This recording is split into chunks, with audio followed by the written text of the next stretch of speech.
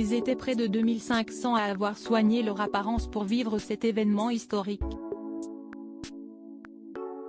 Ce samedi 6 mai, le roi Charles III et son épouse Camilla ont été couronnés à l'abbaye de Westminster, 70 ans après la reine Elisabeth II. Au milieu des nombreux invités, même s'ils étaient 3 fois moins qu'en 1953, se trouvait le président de la République française, Emmanuel Macron, et son épouse, Brigitte Macron. Cette dernière, radieuse, était vêtue d'un ravissant tailleur rose poudré signé Louis Vuitton et affichait un sublime chignon élégant. Un véritable sans faute pour la première dame qui s'est ensuite confiée sur ce qu'elle avait pensé du couronnement. « J'ai été particulièrement marquée par l'onction du souverain, au son de Zadok the Priest de Handel. Moment le plus sacré du couronnement, au cœur de la cérémonie, mais préservé de tous les regards », a-t-elle confié au magazine Point de Vue, paru en kiosque ce mardi 9 mai. Brigitte Macron, Laetitia d'Espagne, Mathilde de Belgique.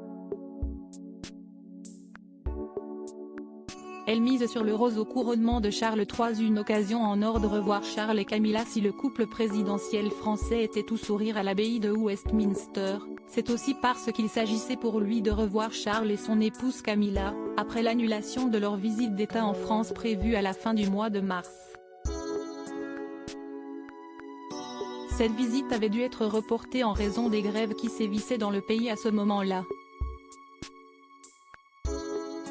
Emmanuel Macron avait, lui, officialisé sa venue à Londres lors d'une allocution à Bruxelles, toujours en mars.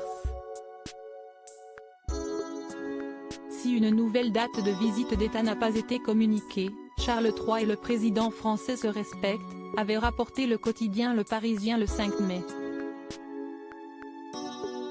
Ils s'apprécient, se respectent énormément. Pareil entre Brigitte et Camilla. Si est d'ailleurs rare qu'un président soit invité pour le couronnement d'un roi, avait révélé Stéphane Bern au journal. En parallèle des événements auxquels il participe et se retrouve, Emmanuel Macron et Charles III ont plusieurs fois échangé en privé au fil des années, notamment après le tragique incendie de Notre-Dame de Paris. Des échanges qui ont, semble-t-il, scellé des liens entre les deux hommes. Article écrit en collaboration avec 6 Médias Crédit Photo, agence.